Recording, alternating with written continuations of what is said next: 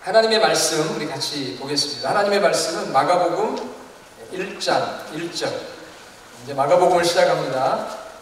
마가복음 1장 1절. 한 절 말씀이니까 너무 찾기도 쉽고 읽기도 쉽지요. 다 같이 한번 큰 소리로 읽겠습니다. 하나님의 아들 예수 그리스도의 복음의 시작이라. 다 외우셔야 돼요. 오늘 나가실 때 외우셨는지 확인을 좀 제가 하려고 했지만 시간이 없어서 다시 한번 외워보겠습니다. 하나님의 아들 예수 그리스도의 복음의 시작이라. 하나님의 아들 예수 그리스도의 복음의 시작이라. 다 외우실 수 있으시겠죠? 예. 아멘? 예. 크게 한번 아멘 해보세요. 예. 하나님의 아들 예수 그리스도의 복음의 시작이라. 예. 다 외울 수 있습니다. 예수님은 본인이 직접 책을 쓰질 않으셨어요. 저희 집사람이 가끔 저에게 그래요. 여보, 당신도 책을 좀 이제 쓸 때가 되지 않았어? 그렇게 저에게 묻는데 제가 대답을 안 합니다. 왜 그럴까요? 예수님도 아직 한 권도 안 쓰셨는데 그렇게 생각하면서 핑곗거리를 삼는 거죠. 그렇지만 이제 제가 써놓은 것도 있어요. 아직 출판하겠다는 출판사가 없어서 출판을 못해서 그렇지. 네. 예수님은 본인이 직접 책을 쓰지를 않으셨어요. 그렇지만 예수님 그 자신과 예수님의 말씀을 예수님을 사랑하는 제자들의 마음 속에 심어 놓으셨어요. 깊이 감동 있게 심어 놓으셔서 예수님 사후에 십자가에 죽으시고 부활하신 다음에 많은 사람들이 예수님에 대한 글을 쓰기 시작했습니다. 그 중에 이제 성경에 신약 성경 27권 안에 4권이 들어와 있는데 그 4권이 무엇입니까? 마태, 마가, 누가, 요한복음. 예수님에 관한 복음의 메시지를 기록한 4권의 성경이 있습니다. 마태, 마가, 누가, 요한. 이 4권을 우리가 가스펠, 복음서라고 이야기를 합니다. 이 기독교를 비판하는 사람들 중에는 이런 이야기를 하는 분들이 있어요. 마태, 마가, 누가, 요한복음을 읽어보니까 내용이 비슷하면서도 다르더라. 그리고 어떤 경우는 약간 순서도 좀 다른 것을 보니까 이게 혹시 꾸며낸 이야기가 아닐까 이렇게 생각하면서 비판을 하는 분들이 있습니다. 그러나 절대 그렇지가 않은 것은 복음서를 기록한 마태, 마가, 누가, 요한 그 저자들은 예수님을 바라보는 또 예수님을 보고 느끼고 전해 들은 그 모든 모습들이 다 달라요. 이미지가 다릅니다.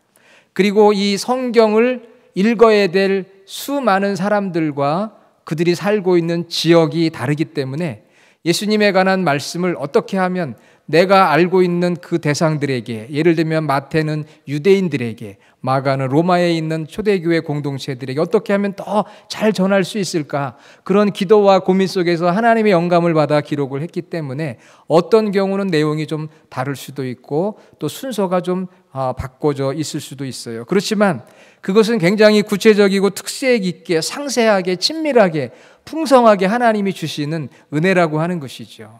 여러분 마가복음 이 성경을 가지고 어떤 목사님들이 설교를 한다고 생각해 보세요. 그 설교가 다 똑같을까요?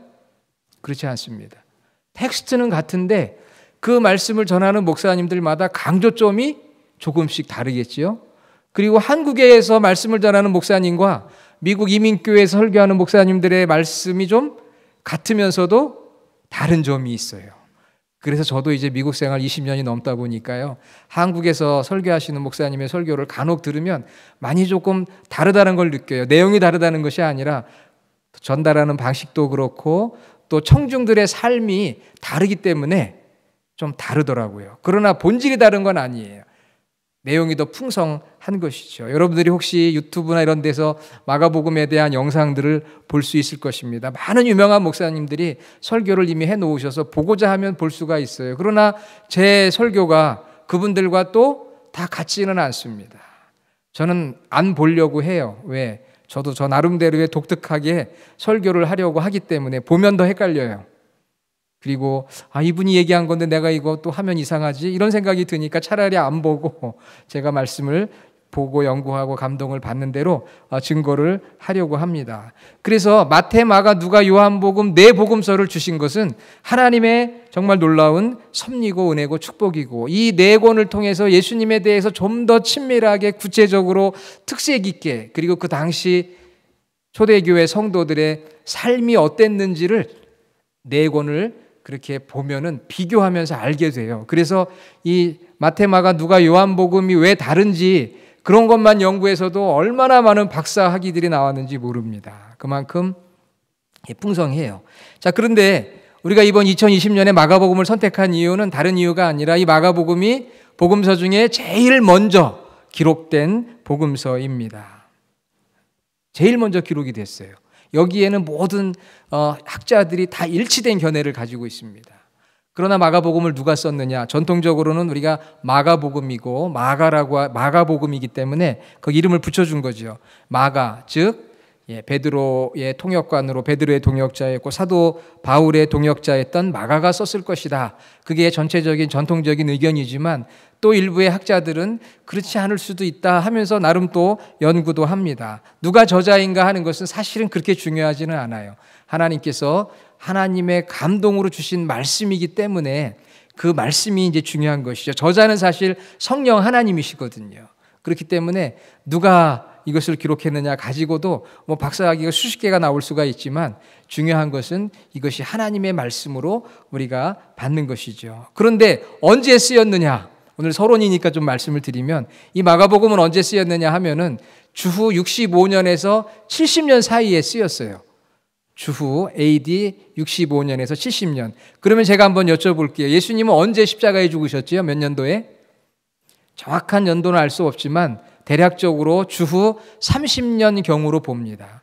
예수님께서 주후 30년 경에 십자가에 죽으셨는데 최초로 예수님에 관한 마가복음은 주후 65년에서 70년에 기록이 됐으니까 예수님 사후 몇 년 뒤에 기록이 된 걸까요? 네? 뭐 한 35년 정도, 예수님이 십자가에 죽으시고 35년이나 40년 뒤에 기록이 됐어요. 왜 예수님이 죽은 다음에 바로 성경이 기록되지 않고 약 35년에서 40년의 기간이 걸렸을까? 이유가 있습니다. 왜냐하면 초대교회 성도들은 예수님의 십자가와 부활을 증거하기에 바빴어요. 그래서 오히려 성경을 기록할 시간적 마음적 여유도 없이 부지런히 예루살렘과 유대와 사마리아와 땅끝까지 복음을 전하라는 예수님의 말씀에 순종하기 위해서 움직이다 보니까 성경을 기록할 만한 여유도 없이 시간이 지났습니다. 그리고 또 두 번째 이유는 예수님께서 내가 다시 올 거다 이렇게 말씀하셨거든요. 그래서 예수님께서 다시 재림할 것이라는 그 임박한 종말에 대한 기대감을 가지고 있었기 때문에 예수님 금방 오실 텐데 뭐 이런 걸 기록을 해 하면서 예수님 오시길 기다렸거든요. 그런데 하나님의 그러한 섭리와 주권에 따라서 예수님의 오심이 더디어지기 시작을 했고요. 마지막 세 번째는 예수님의 제자들과 예수님과 교제를 했던 1세대 제자들과 성도들이 이제 자꾸 세상을 떠나는 거예요. 그러다 보니까 예수님의 그 귀한 말씀들을 전해줄 사람이 없게 되었습니다. 하나만 더 말씀드리면 이단들이 많이 등장했어요.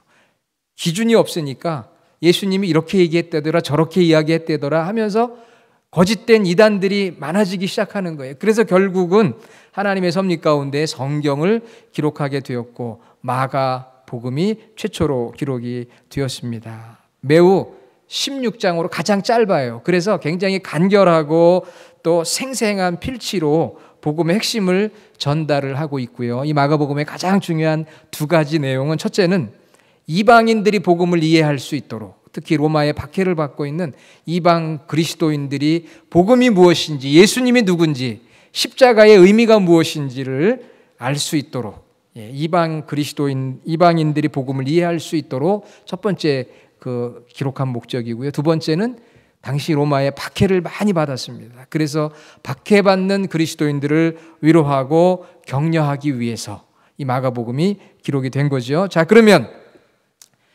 스크린 그대로 놔두시고요. 우리 마가복음 1장 1절 한번 저희들이 보지 않고 한번 외워보도록 하겠습니다. 시작. 하나님의 아들 예수 그리스도의 복음의 시작이라. 아우, 못하시는 분이 없으신 것 같아요. 저는 제가 혹시 틀릴까 봐 막 그냥 걱정했는데 여러분들이 너무나 잘 아십니다. 하나님의 아들 예수 그리스도의 복음의 시작이라. 여러분, 창세기 1장 1절이 어떻게 되죠? 태초에 하나님이 천지를 창조하시니라. 아마 이건 다 외우실 거예요. 태초에 하나님이 천지를 창조하시니라. 그래서 창세기를 통해서 하나님이 세상을 만드시고 세상이 이렇게 시작이 됐다. 이 세상의 근원에 대해서, 오리진, 근원에 대해서 말씀하고 있는 것이 창세기라고 하면, 이 마가복음은 무엇에 대해 말씀하고 있느냐? 복음에 대해서 말씀하고 있는 거예요. 복음이 시작이 된 거예요. 복음이 무엇이고 복음이 어떻게 시작이 됐는지, 세상이 어떻게 시작이 됐는지는 어디에 나와요? 창세기. 창세기 1장 1절. 태초에 하나님이 천지를 창조하시니라. 그래서 창세기를 보면 이 세상 만물이 어떻게 시작이 됐는지 근원을 알 수가 있고, 자, 복음이 무엇이고 복음이 어떻게 시작됐는지는 어디를 보면 알 수가 있어요? 마가복음을 보면 알 수 있습니다. 물론 마태, 누가, 요한에도 나오지만 마가복음이 제일 먼저 쓰여졌고, 마가복음을 토대로 마태나 누가복음도 쓰여졌기 때문에 이 마가복음은 복음의 시작을 알리는 거예요. 복음의 시작. 창세기는 무엇의 시작입니까? 세상의 시작, 세상 만물의 시작. 자, 마가복음은 복음의 시작. 조시는 분 없으시죠? 자, 복음의 시작인데, 그러면 복음이 무엇입니까? 복음 말씀드렸죠. 제가 여러 번 설명드렸는데, 복음이 뭐예요? 복음. 어떤 분이 그러잖아요. 복음이 뭡니까? 그랬더니 굿뉴스 그러더라고요. 굿뉴스가 뭡니까? 그랬더니 복음. 그럼 뭐 어떡하라는 거예요? 복음은 굿뉴스고 굿뉴스는 복음인데, 복음의 알맹이를 얘기해야 될 거 아니에요. 자, 따라해 봅시다. 복음은 예수님이시다. 제가 말씀드렸잖아요. 복음은 예수님이에요. 예수님이 복음, 기쁜 소식, 구원의 소식, 복음이잖아요. 그래서 복음은 예수님이십니다. 그 복음이 어떻게 시작이 됐는지, 복음이 무엇인지 마가복음은 이제 우리에게 설명을 하고 있는데, 자, 마가복음 1장 1절 다시 한번 우리 외워봐요. 하나님의 아들 예수 그리스도의 복음의 시작이라. 한국말은 그렇게 되어 있고요. 영어로 보면 in the beginning of the good news about Jesus the Messiah, the Son of God 이렇게 되어 있는데, 이게 헬라어, 그릭, 원래 그 오리지널 텍스트는 헬라어거든요. 그래서 제가 또 말씀을 준비하려고 헬라어까지 또 공부를 해가지고 다시 보니까 거기에는 동사가 없어요. 동사. 명사만 딱 4개가 나와요. 어떤 명사가 나오느냐? 시작, 복음, 하나님의 아들, 그리스도. 이렇게 딱 4가지만 단어만 나오는 거예요. 문장이 아니잖아요. 센텐스가 아니라 명사만 나오는 거예요. 나온 명사만. 시작, 복음, 하나님의 아들, 예수 그리스도. 이렇게 나오는 거예요. 예수 그리스도, 하나님의 아들. 이렇게 4단어만 나와요. 그래서 제가 말씀드린 대로 하나님의 아들 그리스도, 그분이 바로 복음이에요. 예수님이 누구냐? 오늘 1장 1절에 예수님이 누구냐를 설명하고 있어요. 여러분, 예수님이 누구십니까? 하나님의 아들, 그리고 그 다음에요. 하나님의 아들 예수 그리스도. 그러니까 예수님이 누구냐고 하면 뭐라고 대답을 해야 돼요? 하나님의 아들이고 그리스도다. 갑자기 여쭤보니까 이제 막 이렇게 알긴 알지만 빨리빨리 안 나오시죠? 자, 따라해 봅시다. 예수님은 하나님의 아들이시고 그리스도이시다. 그리고 그게 복음이에요. 그게 예수 그리스도. 하나님의 아들이고 그리스도라고 고백했던 예수님의 제자가 있었죠. 누구였습니까? 베드로죠. 베드로가 마태복음 16장 16절에서 주는 그리스도시요 살아계신 하나님의 아들이십니다. 이렇게 고백했고요. 우리 사도신경 방금 전에 고백했는데, 사도신경에 보니까 그 외아들, 분명히 아들이 들어가 있어요. 그 외아들 주 예수 그리스도를 믿사오니. 그래서 예수님은 누구시냐 하면은요, 너무 중요해요. 하나님의 아들이고 그리스도이시다. 이게 복음이에요. 이게 복음입니다. 여러분이 이제 마가복음을 읽으시기 시작하셨죠? 읽으시고 뭐 들으셔도 좋고요. 어떤 분은 밤새 마가복음을 15번 읽으셨대요. 잠이 안 와가지고. 대단하시죠? 저도 요즘에 이제 운전하면서 그 유튜브를 이렇게 해놓고서 중간에 만지시면 안 됩니다. 사고 납니다. 출발할 때 맞춰놓고 들으시는 건 괜찮은데 듣고 읽고 이제 그러고 있는데 여러분이 읽으실 때 그냥 막연하게 읽지 마시고 이제 앞으로 설교를 들으면서 듣고 나면 읽을 때 재미가 있어요. 그래서 이제 이번 주부터 여러분이 읽으실 때 어디에 이제 이렇게 좀 관심을 갖고 읽으시냐면은 예수님께서 하나님의 아들이라고 표현된 곳이 어디에 있는가? 이걸 여러분들이 좀 찾아보면서 읽으시면 좋습니다. 자, 그래서 오늘 마가복음 1장 1절에 보니까 하나님의 아들 이렇게 나왔잖아요. 아, 예수님 하나님의 아들이구나. 그 다음에 또 어디에 나오느냐 하면은요, 1장 11절 하늘로부터 소리가 나기를 너는 내 사랑하는 아들.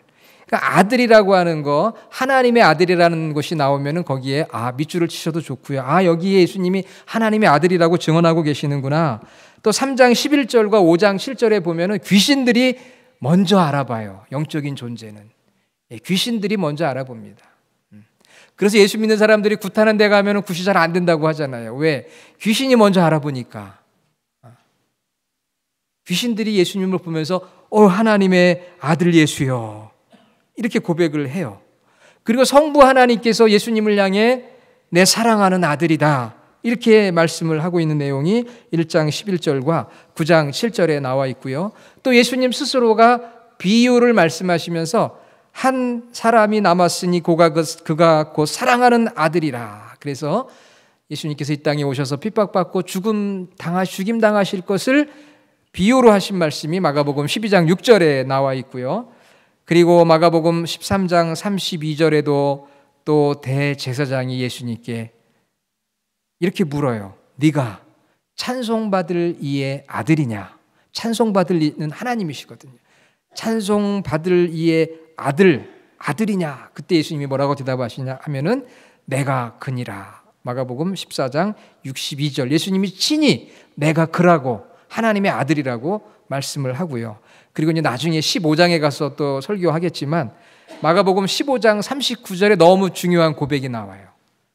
그것은 무엇이냐면은 백부장입니다. 로마의 백부장이 십자가 처형의 주도권을 가지고 예수님을 처형했던 로마의 장교인 백부장이 뭐라고 고백하냐면 예수님을 향해 이 사람은 진실로 하나님의 아들이었도다. 지금 로마에서 박해받고 있는 크리스천들에게 로마의 백부장이 십자가의 예수님을 보면서 하나님의 아들이라고 고백했다라고 전하는 것이 그들에게 얼마나 큰 위로가 되는지 모릅니다. 그래서 하나님의 아들이라고 하는 표현이 마가복음 읽으면서 많이 나와요. 그러니까 읽을 때 이제는 하나님의 아들이 어디에 나오나 제가 먼저 이렇게 말씀드렸지만 한번 보시면서 읽으면 재미가 있어요. 자, 예수님을 하나님의 아들이라고 고백했던 사람들이 누구라고요? 누가 고백했어요? 물론 베드로도 고백했고 그 다음에 귀신들이 용하게 알아봤다고 그랬어요. 귀신들이 저를 알아볼까요? 못 알아볼까요? 예? 알아봐야 되겠죠. 야, 저분은 뭔가 좀 목사님 같다. 귀신들이 아니더라도 잘 알아보시더라고요. 가끔 미장원에 가면 목사님이시죠? 그래요. 그래서 제가 잘 안 가요. 어떻게 하세요? 그랬더니 머리가 깨끗하십니다. 그래. 아니 머리 깨끗한 거하고 뭐 상관이 있나? 담배 냄새가 안 나네요. 또 이렇게 얘기하시는 분도 있고. 잘생겼다고 하시는 분도 가끔 있긴 한데 알아봅니다. 영적 존재의 귀신들은 알아보는 거예요. 여러분 귀신들이 여러분 보고 예수 믿는 사람이다. 이거 알아봐야 돼요? 못 알아봐야 돼요? 알아봐야죠. 여러분 예수 믿고 성령님이 내 안에 계시면 성령님이 내 안에 계시니까 귀신이 턱 알아보는 거예요. 야, 이 사람 안에 거룩하신 영이 있구나. 그거 못 알아보면 내 안에 성령이 없는 거고 죄송하지만 아직 구원받지 못한 거니까 내가 정말 잘 믿는 사람인가 안 믿는 사람인가는 어디 귀신 들린 사람이 있으면 한번 가보세요. 내가 어떤 사람인지 알아맞혀 보라고.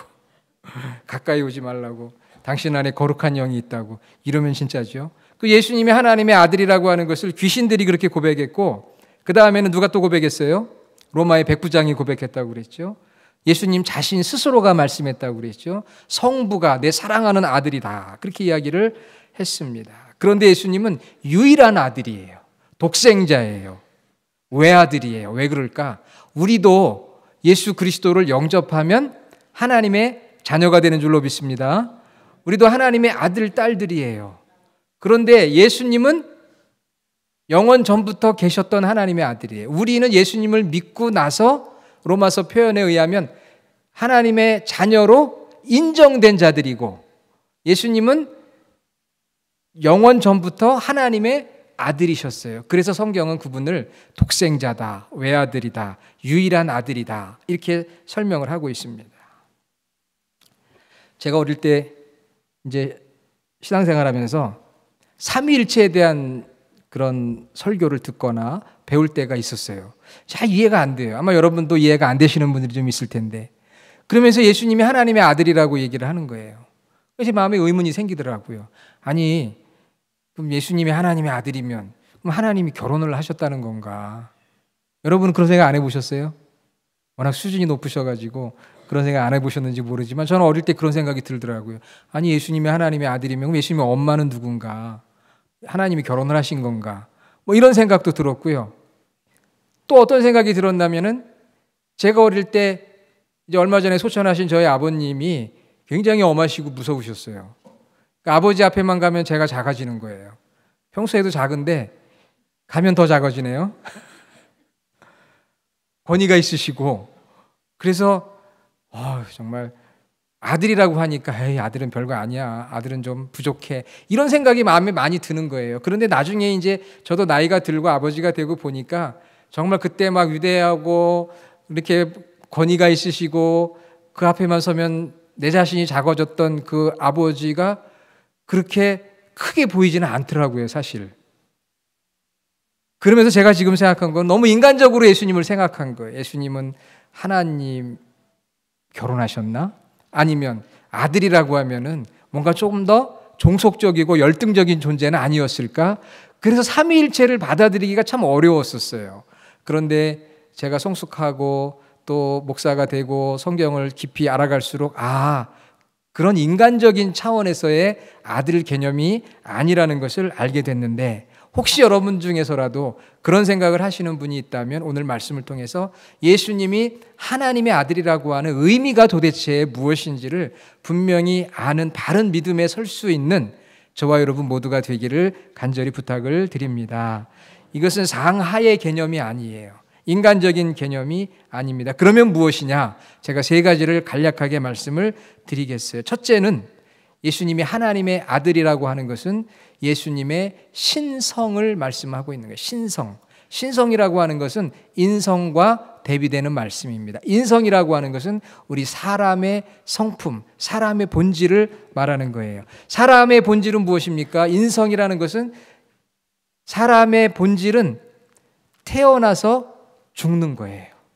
다른 여러 가지 사람의 성품도 있지만 제일 중요한 것은 한 번 태어나서 한 번 죽습니다. 그것이 우리가 가지고 있는 인간이고 인간의 한계예요. 그러면 신성이란 무엇이냐? 그것은 태어남도 죽음도 없는 영원하신 분, 바로 예수님이 하나님의 아들이시라고 하는 것은 예수님이 하나님과 같은 본질을 갖고 계신, 그래서 인성이 아닌 신성을 가지신, 성령으로 잉태되어져서 하나님이시라고 하는 뜻이에요.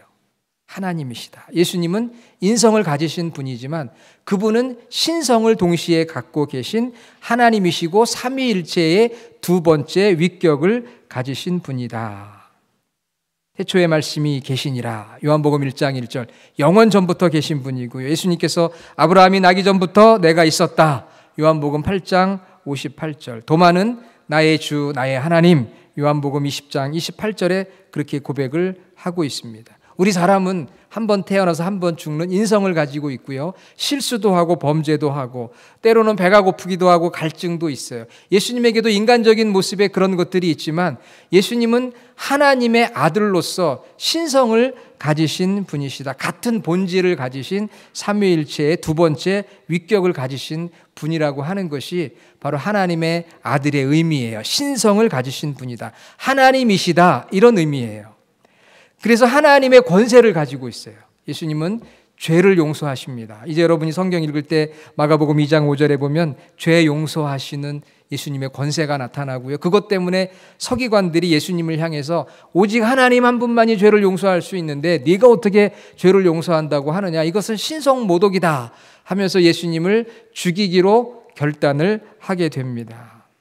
영적 존재들이 예수님을 알아보는 것도 예수님이 하나님이시기 때문에, 또 자연계를 다스리고 풍랑과 파도를 다스리시고, 4장에 또 죽은 자를 살리시고 병든 자를 고치시고 기적을 행하시는 이 모든 것들이 바로 예수님은 우리와 같은 인간의 몸을 입고 마리아를 통해 이 땅에 태어나신 인성을 가지신 분이시지만 동시에 신성을 가지신, 성령으로 잉태되어 신성을 가지신 분임을 말씀하고 있고, 신성이 있기 때문에 권세가 있으세요.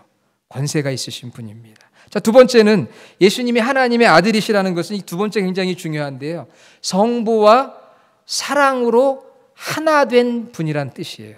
성부와 사랑으로 하나 되었다. 친밀한 관계를 맺고 있다. 성부, 성자, 성령 삼위일체 하나님이신데, 하나님의 아들이라고 하는 표현은 예수님께서 성부와 친밀한 관계, 사랑의 관계를 맺고 있으시는 존재이기 때문에 아들이라고 하는 그런 표현을 하게 된 것입니다. 히브리 사람들의 그 생각은 아버지와 아들의 관계를 사랑의 관계, 하나의 관계로 설명하고 있어요. 물론 우리들도 아버지와 아들의 관계가 하나의 관계, 사랑의 관계일 수도 있지만 그렇지 않을 수도 있고, 또 우리에게는 딸도 있고 그렇습니다. 그러나 히브리 사고의 이스라엘 사고는 아버지와 아들은 본질이 같고 하나이고 가장 친밀한 관계예요. 그래서 예수님이 하나님의 아들이라고 하는 것은 바로 삼위일체 되신 성부와 가장 친밀한 관계를 가진 그런 사랑의 관계, 그런 사랑의 친밀한 관계를 가지고 있는 예수님께서 이 땅에 오셔서 십자가에서 자기의 몸을 내어주신 그 고통과 아픔과 죽음을 경험하게 하셔서 우리를 구원해 주셨기 때문에 우리의 구원이 그렇게 소중하고 감사한 것이죠. 요한복음 1장 18절에 보니까 하나님을 본 사람이 없으되 아버지 품속에 있는 독생자 하나님이 나타내셨느니라. 아버지 품속에 있다는 것, 이것이 친밀한 관계를 말하는 거예요. 여러분 품속에 우리 자녀들, 여기 어머니들, 아버지들 계시죠? 우리 사랑하는 자녀들 출생했을 때 이렇게 품에 안아 보셨잖아요. 그때 품에 안은 자녀와 부모의 관계, 이것만큼 친밀한 관계가 어디에 있습니까? 그래서 성경은 예수님을 아버지 품에 안긴 독생자라고 표현을 하고 있어요. 그리고 예수님께서 세례 받으실 때 혹은 변화산상에서 변화되실 때 성부의 음성이 들립니다. 너는 내 사랑하는 아들이라. 이것은 예수님이 성부에게 종속된 열등한 존재라는 것이 아니라 사랑의 관계로 하나가 되어 있는 그러한 존재라는 것을 말씀하고 있는 거예요. 그래서 예수님이 하나님의 아들이라는 것은 신성과 그러한 권세가 있는 분이시고 동시에 성부와 사랑으로 하나 되어 있는 관계다 하는 걸 말씀하는 것이고요. 마지막 세 번째는 하나님의 아들이라고 하는 것은 바로 성부의 뜻에 순종하는 존재라는 거예요. 성부의 뜻에 순종. 성부의 뜻이 무엇입니까? 그것은 우리를 구원하시고자 하는 그 뜻이고요. 그 뜻은 성부 하나님과 성자와 성령님 삼위일체 하나님이 같이 계획하시고 같이 이루어 가시는 그런 것인데, 거기에 예수님이 순종하셔서 십자가에서 죽으셨어요. 마가복음 14장 36절, 여러분 이제 읽으실 때 그런 본문을 좀 주의 깊게 읽으시면 좋아요. 아버지여, 아버지께는 모든 것이 가능하오니 이 잔을 내게서 옮기시옵소서. 나의 원대로 하지 마옵시고 아버지의 원대로 하옵소서. 여러분, 이게 순종한다고 하니까 우리가 자꾸 순종의 대상은 나보다 위대하다고 생각할 수가 있어요. 그렇지가 않습니다. 이 세상에서는 우리가 종업원과 사주의 관계도 있고 여러 가지 그런 관계 때문에 그렇게 생각할 수가 있지만, 예수님이 아버지께 순종하는 것은 바로 하나님의 아들이시고 사랑의 관계를 가지고 있기 때문에 그 뜻에 순종하는 거예요. 아들로서 가장 친밀한 관계에서. 자, 여러분, 제가 여러분이 저에게 어떤 이야기를 했을 때 제가 여러분의 말씀에 여러분이 목사님 이거 좀 이렇게 해주시겠어요? 할 때 제가 알겠습니다 하고 순종을 하지요. 자, 그러면은 그 순종이 여러분이 높아가지고 주인이라서 제가 그냥 따르는 순종일까요? 아니에요. 여러분도 마찬가지고요. 사랑 안에서 서로를 높여주며 제가 말씀하면 그분이 순종하고 그분이 말씀하면 내가 순종하고 하는 그런 관계라고 하는 것이죠. 그래서 예수님이 하나님의 아들이시라고 하는 것은 바로 이 아버지께 순종하는 자의 모습으로 이 땅에 오셨다. 그 순종이 무엇입니까? 나를 위한 순종이 아니라 성부, 성자, 성령 인류를 구원하기 위해 계획해 놓으신 인류 구원에 대한 그 뜻에 십자가에 죽기까지 낮아져서 순종하시는 그 예수님의 모습, 거기서 우리는 하나님의 아들 된 예수님의 모습을 볼 수가 있는 것이죠. 자, 그래서 여러분 설교 노트에 보면 쓰라고 공간이 나와 있죠. 잊어버리시니까. 예수님이 하나님의 아들이신데 하나님의 아들이라고 하는 의미는 무엇입니까? 첫째는 신성이요, 두 번째는 사랑, 세 번째는 순종. 그래서 예수님이 하나님의 아들이에요. 그런데 왜 이렇게 예수님이 하나님의 아들이라는 게 중요하냐 이거죠. 왜 새해 첫 주부터 이렇게 목사님이 예수님이 하나님의 아들이라는 걸 강조할까요? 그 이유가 있습니다. 우리가 예수님을 하나님의 아들로 믿지 않으면 구원받을 수가 없어요. 우리가 예수님을 하나님의 아들로 인정하지 않으면 우리가 구원받지 못합니다. 요한복음 20장 30절로 31절에 보면 너희로 예수께서 하나님의 아들 그리스도이심을 믿게 하려 함이요 또 너희로 믿고 그 이름을 힘입어 생명을 얻게 하려 함이니라. 성경의 기록의 목적을 말씀하고 있어요. 예수님이 하나님의 아들임을 믿어야 구원을 받고 영생을 누릴 수 있다고 하는 것이 바로 복음이에요. 자, 그러면 여러분 예수님을 믿지 않는 사람들 중에는 예수님을 훌륭한 지도자나 선생님으로 바라보는 사람들이 있습니다. 예수님 존경한대요.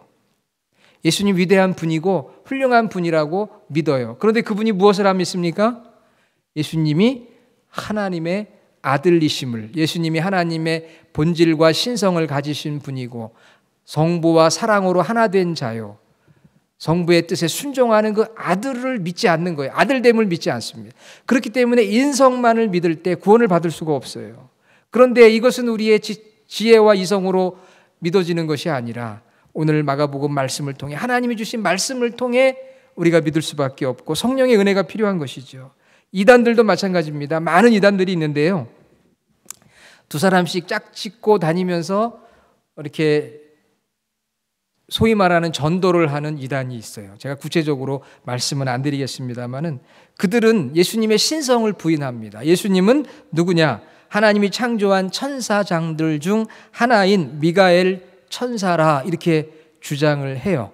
그분들이 쓴 책자를 제가 직접 읽어보고 말씀을 드리는 거예요. 신성을 부인해요. 예수님 훌륭한 분이시고 그분의 말씀도 믿어요. 그런데 예수님이 누구신지에 있어서 그분의 하나님됨, 하나님의 아들됨을 믿지 않는 거예요. 신성을 부인하는 거예요. 신성을 부인하면 구원을 받을 수가 없습니다.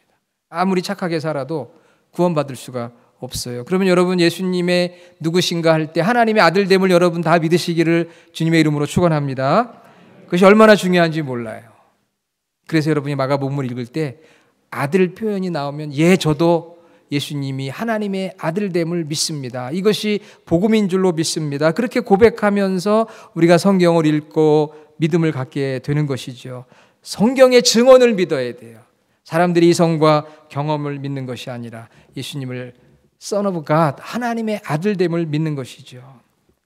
그분이 우리 하나님의 아들이 아니면 우리를 구원할 수가 없어요. 그분이 한 인간이라면 그는 죄인일 수밖에 없고 죄인은 죄인된 우리를 구원할 수가 없습니다. 죄 없으신 하나님 그분의 아들이신 삼위일체 두 번째 위격을 가지신 그 하나님 성부와 가장 친밀한 관계에 있으신 순종하시는 아들, 그 아들됨을 믿어야 돼요. 그래서 이제 2020년을 맞이하면서 저희들이 예수님이 하나님의 아들이라고 하는 그 믿음의 고백을 할 때 구원을 받을 뿐만 아니라 그 예수님의 권세를 의지하시기 바랍니다. 권세.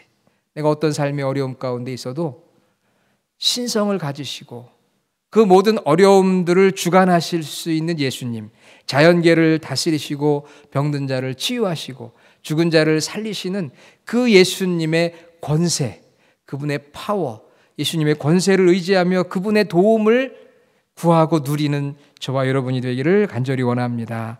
그리고 예수님이 성부와 사랑으로 하나 된 것처럼 우리도 예수님을 내 안에 모시고 살아가니까 함께 믿음 생활하는 주의 성도들이 사랑으로 하나 되는 것이 중요하고, 그 다음에는 말씀에, 예수님께서 아버지의 말씀에 순종하였던 것처럼 우리도 우리 안에 예수님을 모시고 주께서 우리에게 주시는 마가복음의 말씀에 순종하며 살아가는 저와 여러분의 삶이 되기를 간절히 주의 이름으로 축원합니다. 아멘. 기도하겠습니다. 하나님 감사합니다. 마가복음을 시작합니다. 올 한 해 하나님의 아들 예수 그리스도의 복음의 시작이라고 했던 마가복음을 통해 복음을 알게 하시고 주님의 말씀을 알게 하여 주시고 변화되는 저희 모두가 되게 하여 주시옵소서. 예수님의 이름으로 기도드립니다. 아멘.